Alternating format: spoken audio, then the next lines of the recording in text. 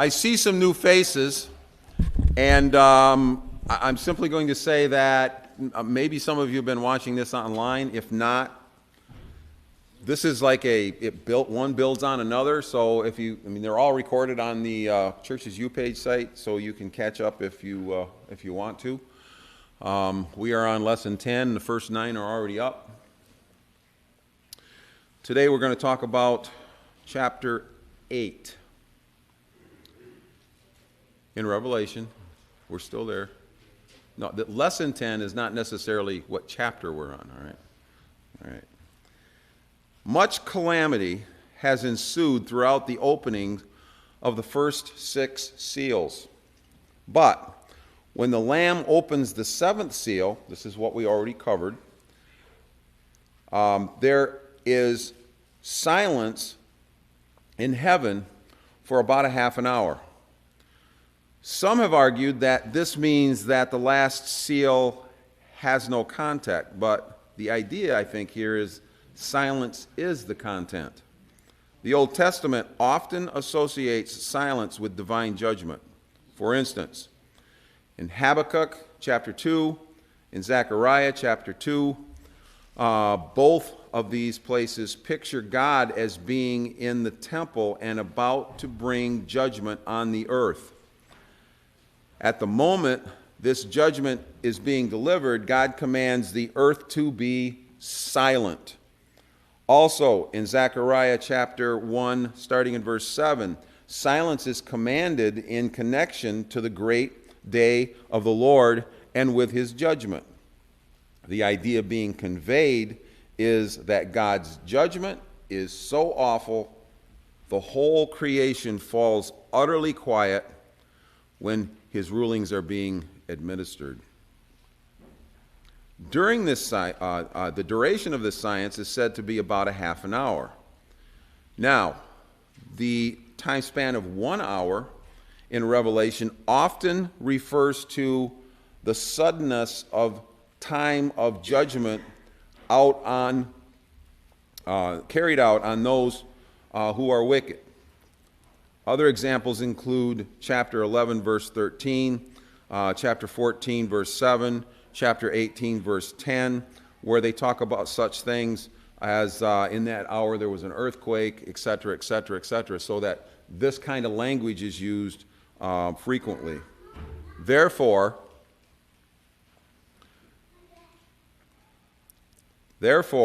about a half an hour would be a figurative way of emphasizing that this judgment was both sudden and unexpected. But the real symbolism comes from the idea that the temple and how it's described in the Old Testament. So, for instance, we have this graphic picture of how the temple is laid out. And you'll notice that the altar of incense was the one piece of furniture that was closest to the ark. And the ark, of course, was in the most holy place. That's according to Exodus chapter 40. Of course, the ark symbolized God's throne, and the altar of incense sat immediately next to the veil just outside the Holy of Holies. Because of its location, the priests were able to burn incense from this altar, and therefore the smoke from this incense would accompany the prayers of Israel each morning and evening as Israel prayed. Then also, on the Day of Atonement, the high priest would burn incense until a great cloud of smoke engulfed the ark. And if you remember back in Exodus chapter 19:20, when they're getting ready to get the 10 Commandments, there was all these thunders and lightnings and sounds, even trumpets, etc. And at that point, the top of the mountain couldn't be seen because of the cloud. Same idea was going on here in the temple on the Day of Atonement. This would have shielded the high priest when he went into the most holy place from the purity of God as he entered with the sacrificial blood. This was also analogous, like we just said, to the cloud of smoke in Mount Sinai when God gave the Ten Commandments. Therefore, the illustration here in Revelation chapter 8, verses 3, 4, and 5 is to passages such as Exodus and Leviticus and 1 Kings, but here is where it gets real good. In this particular holy sanctuary in Revelation chapter 8, in the heavenly sanctuary, the altar of incense stands directly before the throne. The reason is there's no veil. Okay? That's important. Why was there no veil? Because Christ had torn that veil down. All right? So when we see it pictured in the Old Testament, there's a veil between us and God. In the New Testament, in Revelation, there is no veil. And that's a little subtlety we don't often catch, but it's important.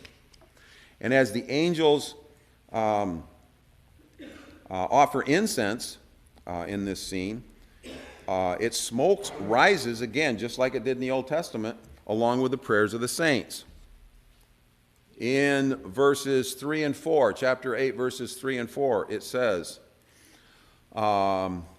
the other angel was given much incense to offer with the prayers of all God's people on the golden altar in front of the throne. The smoke of the incense together with the prayers of God's people went up before God from the angel's hand. The symbolic picture here is of Christians petitioning God in prayer.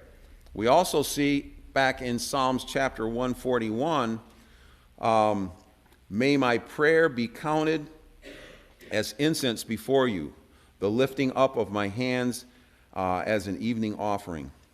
The fact that incense is offered from this altar, mingled with prayer, shows that the prayers represent the sacrifices of the lives of the saints. And this is according to chapter 6, verse 9, back when we saw the fifth seal being opened, and that the souls of those martyrs were underneath the altar. Okay? Important symbolism. We're picking back.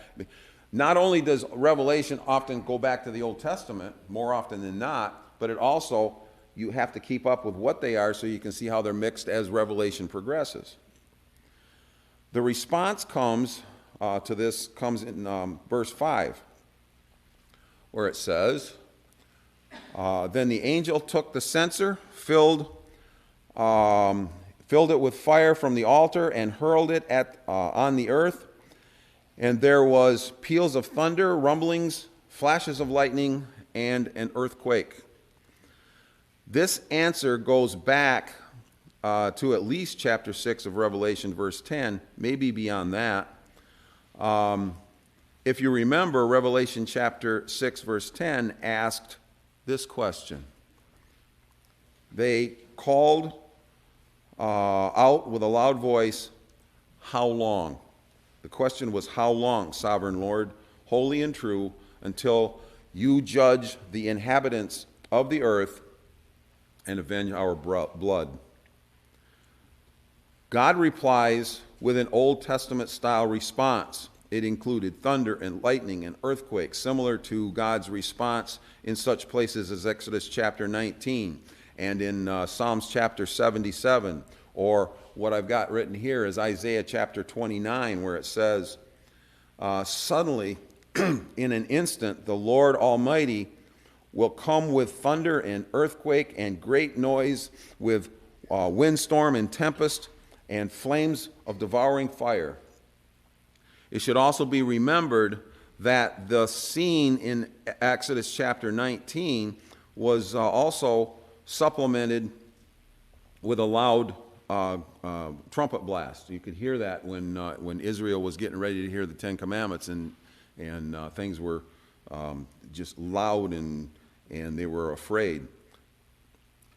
This is particularly interesting since it is trumpet judgments that are coming up next. Okay? All associated in that way. This section also seems to be modeled after places like Ezekiel chapter 10, starting in verse 1, where an angel is standing in the temple and takes fire from between the cherubim and scatters it over the city. And this emphasizes the decree of God's judgment that was talked about previous in Ezekiel chapter 9. The judgment of Ezekiel chapter 9 and 10 comes against the unfaithful, those who did not have God's protective mark on their foreheads. Exactly like this distinction made in Revelation chapter 7, verse 3, where only the saints have the protective mark or the protective seal on their foreheads. At first, the 7 angels and the 7 trumpets mentioned in verse 2 kind of seem a little bit out of place because it's before they actually start. But in this verse, what we see is kind of another parenthetical, one of those things that gives us a little bit extra explanation, filling in the blanks. And its placement suggests that it is being used to introduce what is coming next in 8:6, which is, of course, the vision of the 7 angels blowing the 7 trumpets. Revelation chapter 8, verse 6 says, "Now the 7 angels who had the 7 trumpets prepared to blow them." In the Old Testament, trumpets had a number of meanings. These meanings could include blowing them during times of judgment or times of warning or times of victory. Although many of the references in this section are to be associated with the Egyptian plagues, in chapter 7 through 10, the allusion of blowing these 7 trumpets comes directly from where? Should be obvious. Blowing of the 7 trumpets here in Revelation comes parallel to someplace else in the Bible that should be just stand out in our mind if we're students. Jericho. See? Right there. Okay? Excellent, Julia. And you got it at the same time. This is reminiscent of Jericho. In Joshua chapter 6, 7 trumpets were blown by 7 priests. Here, 7 trumpets are blown by 7 angels. The ark was present at the fall of Jericho, and likewise we're seeing the heavenly form of the ark is also present here in the heavenly temple. It is also interesting, at the fall of Jericho, there was a verbal silence directly linked to the climactic trumpet that they did, the 7th trumpet. Everything got silent. And what are we seeing here? Like we said at the very beginning of class, we're seeing a silence. In Joshua chapter 6, verse 10, Joshua commanded the people, "You should not shout." They've been shouting a lot, okay, walking around. But they should not shout, nor neither be heard, neither shall any word out of their mouth until the day I tell them to shout. Then they shall shout. So it was controlled by God in this way. It is similar in pattern to what is happening here in Revelation chapter 8, verse 1. There was silence in heaven. If you remember at Jericho, the first 6 trumpets were necessary as preparation for the climax of the 7th. Therefore, the trumpets and their connection to the fall of Jericho become prophetic type, so to speak. We've talked here about types and antitypes quite a little bit, but it was a prophetic type of these, the trumpets were, or at least an allusion of some kind to what that is happening now, starting in Revelation chapter 8. The contents of the 7 trumpets do not occur subsequent or after those of the 7 seals.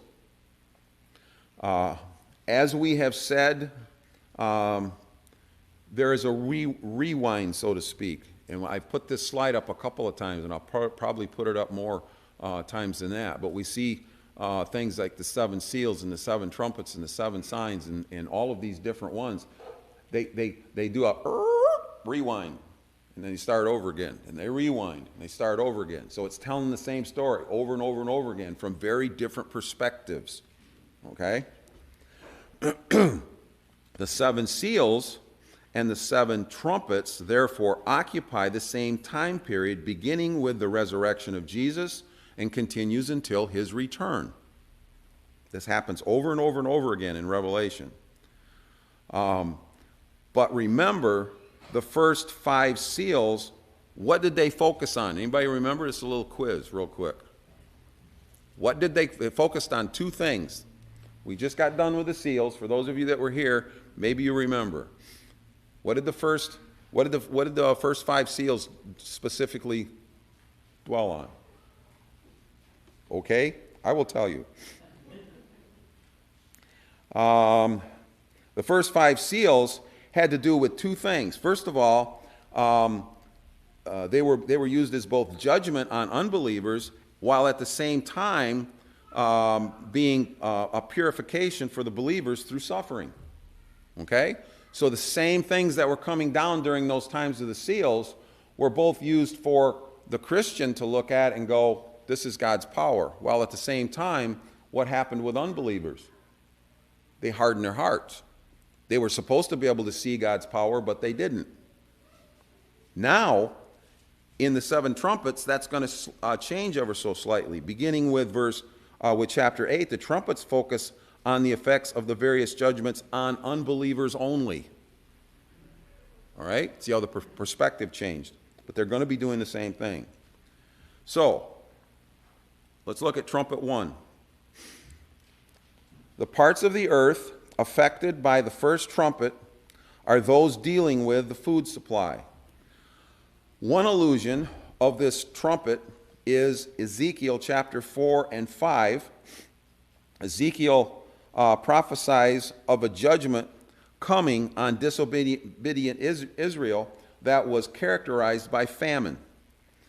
Israel is being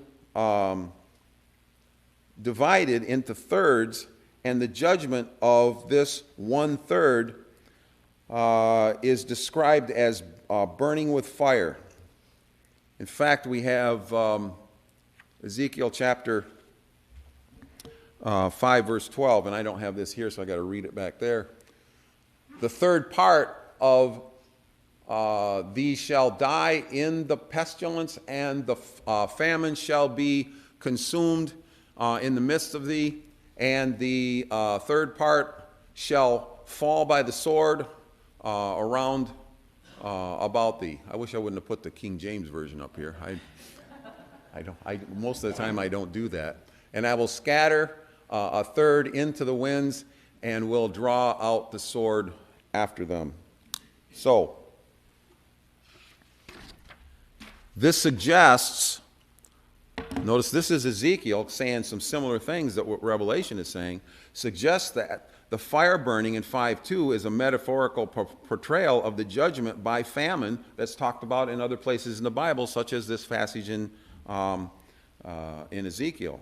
The fire and the famine are often linked to each other. They're part of the same metaphor most of the time. It should also be noted that the 7th plague on Egypt in Exodus chapter 9 was also limited in scope. First, and it's patterned after this particular plague in Egypt. It's one of the things that this chapter alludes back to. First of all, even though, and this is back during the time of Egypt in Exodus, even though the flax and the barley were destroyed, the wheat and the spelt were not. All right? So it wasn't a total destruction of what Israel had as far as their food supply. Anybody remember why the wheat and the spelt were not destroyed? Yeah, hadn't bloomed yet. So even though the other was, God gave them enough food later on when that would come up, so they wouldn't totally be destitute and without food. The second, the region of Goshen, the second idea here is that the region of Goshen where Israel lived was exempt from the hailstorm that caused that problem in chapter 9. Likewise, this destruction here in Revelation 8 is confined within strict boundaries set by the Creator. And also, the idea that John sees blood mixed with hail and fire is probably symbolic of violence, and could even be reminiscent of the red horse back in Revelation chapter 6. Let's look at the second trumpet. With the second trumpet, John sees this: a great mountain burning with fire thrown into the sea, and a third of the sea becoming blood. Like we said before, fire in Revelation is most often used as an image of judgment. Also, mountains are often used to speak of kingdoms. Kingdoms that can be either good or bad, kingdoms that can be heavenly or not. And an example of that is in Revelation chapter 14, verse 1, where it speaks of Mount Zion as in association of God's kingdom. God's kingdom has always been associated with a mountain, specific mountain. But we see that even in other places. And in Revelation chapter 17, verse 9, we see 7 mountains in which the woman is sealed. This happens quite a bit, actually, in the Bible, where that association is made. And he's simply doing it again. Therefore, this picture in verse 8 is speaking of judgment against an evil kingdom. Jeremiah 51, verse 25, speaks of Babylon as being a destroying mountain, which will be burned with fire. Very similar language that we're seeing here in Revelation right now. Later, in chapter 51, verses 63 through 64, Jeremiah again speaks of Babylon sinking into the water, never to rise again. And later in Revelation chapter 18, we also see Babylon being described as a stone being thrown in the sea. So this should not be unfamiliar language to us if we're familiar with what the Old Testament has been saying all along. Likewise, the statement, a third of the sea turning into blood, is also an allusion to Exodus chapter 7, verses 20 through 24, where the Nile was turned into blood and the fish died. Later in Revelation, we see John write about Babylon as an evil oppressor. Whether it is Egypt or Babylon or any other nation that enslaves or oppresses God's people in the Old Testament, they are used as symbols in Revelation to show the source of the oppression for God's people throughout the church age. And these worldly powers that oppress God's people in any age, whether it's in the Old Testament where we see the allusions from, or whether it's here in Revelation, in any age, are the ones being shaken at the source of their confidence. Trumpet number 3. In Revelation chapter 8, verses 10 and 11, we read that upon the sounding of the third trumpet, that we have a great star fell from heaven, blazing like a torch. It fell on a third of the rivers and springs of water. We are told that the star's name is wormwood a little farther down because it poisoned the water and made it bitter. Now, for those of you that haven't been here, you really, really need to listen to the first 2 lessons in this series specifically, and then all the way through. But we've talked about how Revelation is a symbolic book, and that this particular incident is no different than any of the rest of them. We are not to strain our imagination and try to picture some kind of meteor or other kind of celestial body falling on 1/3 of the earth's water supply. That is not what it's talking about. Nor are we to spend our time trying to figure out if there is a wood that it can make water poison and bitter. While wormwood, and there is such a thing, can make water bitter, that's not the point. Okay? One passage that is alluded to here comes from Jeremiah chapter 9. This is the Old Testament passage. In this particular one, God pronounces judgment on Israel and their idolatries. And it says, I have fed them, this people, with wormwood, and give them poison water to drink. The Old Testament figuratively uses such passages to refer to the bitterness of suffering that results from divine judgment. Therefore, John is referencing Old Testament scriptures such as these to symbolically show how God will judge evildoers, other than just wayward Israel themselves, like they did in the past.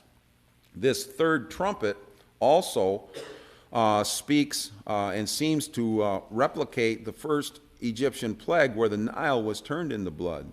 If you remember, doing so rendered the water unfit for human consumption. Trumpet number 4. The fourth trumpet continues this same idea of calamity and woe as the first three. This time, we see a limited measure of darkness.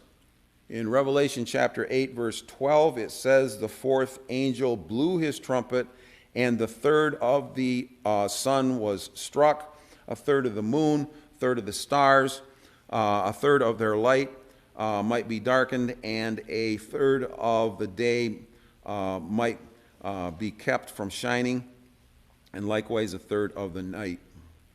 Again, in this description, 1/3 suggests that the judgment is somehow limited in scope. This is also similar to what we find in Revelation chapter 6 that we've already covered, where the sun was turned black and the moon was covered. The allusion here is to Exodus chapter 10, starting in verse 21, where God tells Moses to stretch out your hand towards the sky so that darkness spreads over Egypt, darkness that can be felt. Again, this imagery in Revelation is not literal, it is symbolic, and it feeds off from the Old Testament in various ways. In Jeremiah chapter 15, verse 9, Jeremiah speaks of the judgment which came against Israel because of Manasseh. In that passage, he alludes to the sun setting while it is still day. And also in Amos, we see that he speaks of judgment against Israel, in which he says it is that God would make the sun go down at noon.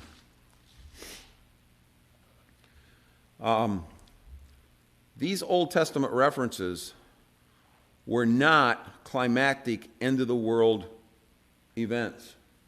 Because we're talking about what time period. We've said this over and over again. How many people remember what the time period that these, I had the chart up there with the parallel lines, the seals, the bowls, etc. What time period are we talking about this stuff is happening in? Now. Okay? From when? From the time Jesus died and resurrected till the time he returns. Okay? So it can be applied to any age, and that's the way it's supposed to be. I'm going to use a little example to show you what I mean in a way. These things simply refer to the depth of the effects of God's judgment. So for a little while, when I was laid off from another job, I worked part-time, or I worked full-time, but it was a substitute job for 4th grade in Flint. One of the worst times of my life. I am not good with kids that age. And there was one student that was like twiddling his fingers and tapping the desk, and he wouldn't quit. And so I told him that I was going to break off his fingers and I would start tapping his forehead. Was that literal? Even though I wanted it to be? No. But guess what? He took it that way. He went home and told his mom, and man, did I get reamed out after school. Because she took it more literal than I meant it. All right? It was figurative. These ideas in the Old Testament are figurative. That doesn't mean that God's judgment is not going to be strict and things are going to happen, but not necessarily these things are going to happen at a specific time and space when the end of the world comes. That's not what it's talking about. Okay? Joel uses similar phrases like these that are in Revelation. In Joel chapter 2, verses 1 through 10, it talks about the trumpets blowing and the fire burning and the sun and the moon growing dark and the stars losing their brightness. Joel symbolically denotes the events that would happen to Israel in their history if God's judgment came upon them. They were never meant in a specific respect to refer to strange cosmic catastrophes of meteors falling and suns running out of fuel. This kind of language has always been used to describe how terrible it will be when you are on the receiving end of God's wrath. And that's what's being done here in Revelation also. Another example, Ecclesiastes chapter 12. We often use this verse and quote this verse, and I like the verse, okay? It says, remember your Creator in the days of your youth, all right? But too often we don't read it in context and read the rest of it. Remember also your Creator in the days of your youth, before the evil days come and the years draw near, of which you shall say, I have no pleasure in them, before the sun and the light and the moon and the stars are darkened. That's the context that it's in. We don't often see that because we like these little short in-the-box sayings that we can pull out of the Bible out of context. Everybody does it, but we need to try not to. All kinds of Old Testament scriptures allude this to the same kind of symbolism, including passages from Job chapter 3, Zephaniah chapter 1, Ezekiel chapter 32, Isaiah chapter 13. I mean, they're innumerable as to how many talk this way in the Old Testament. And John is picking up this same kind of language and pulling it from the Old Testament to make his point. The consequences are always the same, no matter which of these scriptures we talk about. This fourth trumpet is the logical climax and a point of emphasis of the first four trumpets. Physical suffering is a byproduct of what happened way back in Genesis chapter 3.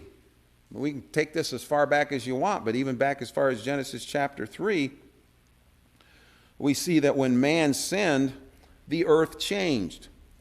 The ground was cursed. Weeds grew. Work got harder.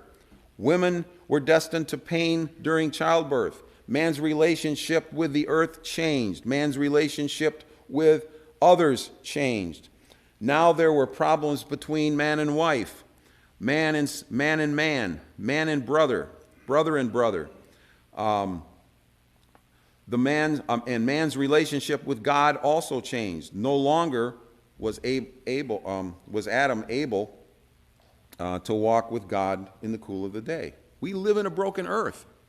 We don't even know what it was like in the garden. We can't hardly imagine it because we're only given this much information about it, but enough to tell us that it has changed. Sin brought death and destruction into a perfect creation. In tribulation, the problems that people have was now a part of the very fabric of the New World Order. No matter how much mankind attempts to create this utopia on earth, and believe me, whether they call it that or not, they are, it can't happen. It can never happen because of the state of the earth now. Everyone, whether they are believers or unbelievers, experience the same broken creation on a daily basis. Remember, according to Revelation chapter 7, verses 1 and 3, genuine believers have their faith protected because their souls have been sealed from these destructive forces. In other words, we may feel the physical pains of earth, but our souls are sealed when we are Christians, and God knows that. It is going to be our choice as to whether or not we lose that salvation, not anybody else's. Chapter 8 tells us it is the unsealed, or the people that are not believers, who are ultimately being affected by the trumpet woes. The tribulations of chapter 8, verses 6 through 10, are executed throughout various parts of the earth at all times during the church age.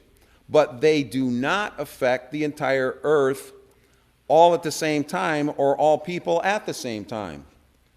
When Christians are subjected to these tribulations, it is for the purpose of being strengthened. But when unbelievers experience these same tribulations, it is for the purpose of waking them up, hopefully, to the horrors of God's judgment. Egypt saw, we ask often, how can Egypt in the Old Testament, how could they have not seen God's judgments? But we look around and see all kinds of things that are byproducts of the earth nowadays, whether it's hurricanes, or whether it's tornadoes, or whether it's tsunamis or fires or whatever. And some of us look at that as God's power, but others still, like Pharaoh, harden their hearts and say, how could God do that? It's actually no difference between what Pharaoh saw and what we see today. Israel responded very differently to all of this than what Pharaoh did. Let me give you a couple of quick examples here. There is always sadness when death occurs, but the manner in which one reacts to the death can be very, very different. I have known some that blame God for the death of a loved one, or, on the other hand, sometimes they express the idea that they can no longer believe in God, a God that would take the life of fill in the blank. And so they shake their fist in the face of the one who created and blame him for the mess that sin caused. Now, on the other hand, I'm going to tell you a very personal story.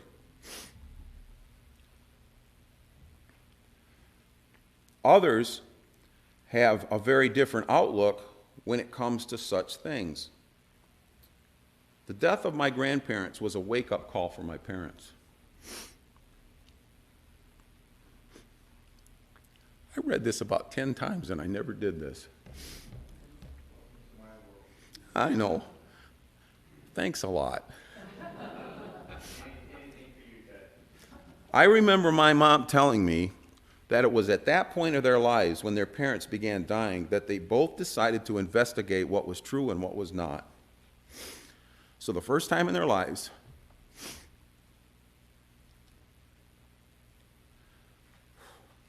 they began questioning various religious leaders in the community. No one gave them good answers, and I could tell you stories about the answers that they got and how it made my mom angry. Except one day, they ran into a lady named Jean Riley, and some of you here know her. She's passed away now. Jean was a member of the church at the Mount Morris Church of Christ. She answered all their questions. They all seemed to be spot on. And eventually, long story short, both of my parents became baptized for the remission of their sins. And they shared that newfound conviction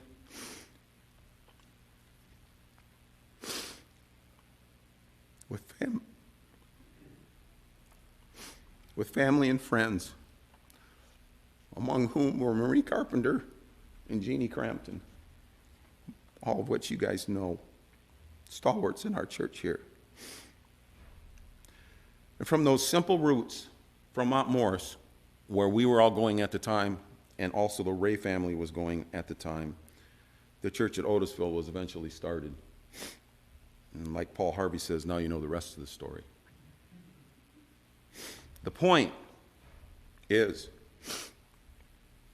that we live in a broken world, but calamity and tribulation does not affect all people the same way. Revelation is telling us about that calamity that is happening and will happen all the way from the time Jesus died until he comes back. And Jesus tells people over and over again, he told his disciples this, If they're going to persecute me, if bad things are going to happen to me, then bad things are going to happen to you for preaching what it is that I said. So whether it's earthly things or whether it's the tribulations that we get from the people that persecute us in various ways, in various countries, there's been times in my life I haven't been persecuted, and if you look at it, I haven't been persecuted much at all in my whole life, but there are people as older that I get that are. Some in this country, right now a lot in other countries. That's happening. So when it says 1/3 of the earth, I think it means nothing more than it's not going to happen everywhere all at the same time, but it is happening.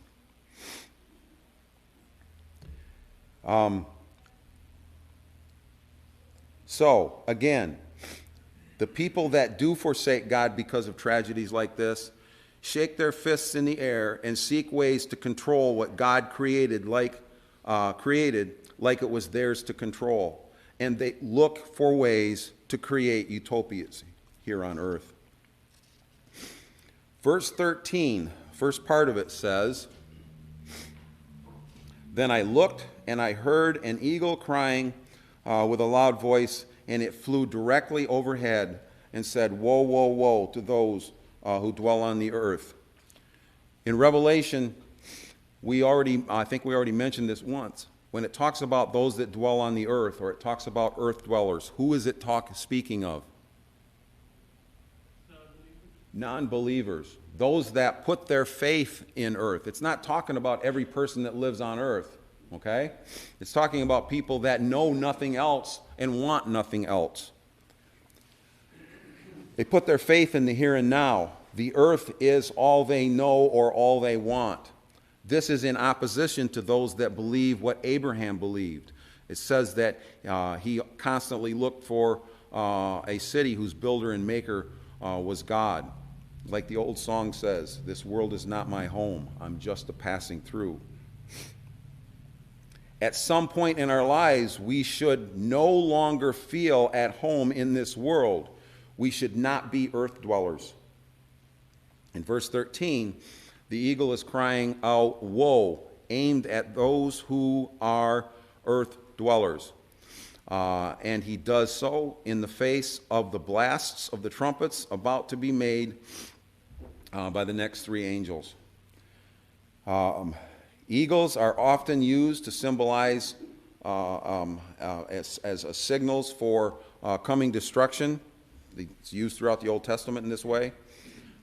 Israel was told way back in Deuteronomy chapter 29, verse 49, before they ever got to the promised land.